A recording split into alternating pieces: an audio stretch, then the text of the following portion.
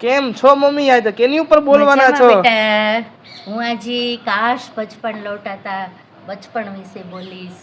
જે દરેક વ્યક્તિને 50ની ઉંમરના હોય ને એને તો બચપણનું યાદ કરતાં જ આંખમાં ચમક આવી જાય. કાશ બચપણ લौटाता.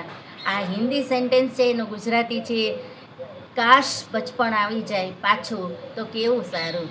ખરેખર બચપણની મજા, બચપણનો એ આનંદ, બચપણમાં નિર્દોષ હાસ્ય, સ્કૂલની એ રમત, સ્કૂલના પીરિયડો, એ આંબલીની પીપરો, બદામ, કાતરા, બધું ખાવા પીવાનું, નિર્દોષ કૂદાકૂદ કરવાની, પીરિયડમાં સંતા કુકડી, ખોખો બધું રમવાનું, અને પાછા મોટી મોટી વાતો તો કરવાની જ કે હું પાયલોટ બનીશ, હું ટીચર બનીશ, હું પ્રિન્સિપાલ બનીશ. એવું નિર્દોષપણે બોલતા. ત્યારે એવી ખબર પણ નહોતી પડતી કે જે બોલીએ છીએ એ બનવાના જ છીએ, પણ એ નિર્દોષતા હતી.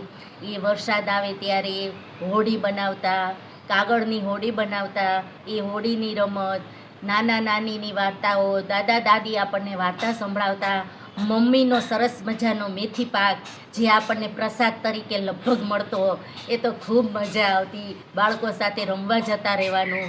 પણ અફસોસ કે 50 પછી એ ક્યારે પણ દિવસો પાછા આવતા નથી બચપણના.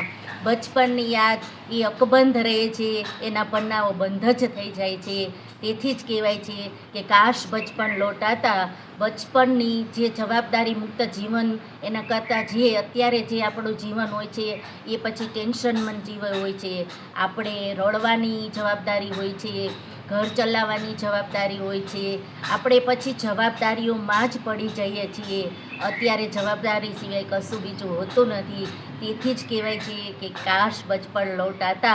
એની સાથે જ આપણા ચહેરા ઉપર હાસ્ય આવી જાય છે, અને હાસ્ય અનેરું આવી જાય છે. જય શ્રી કૃષ્ણ.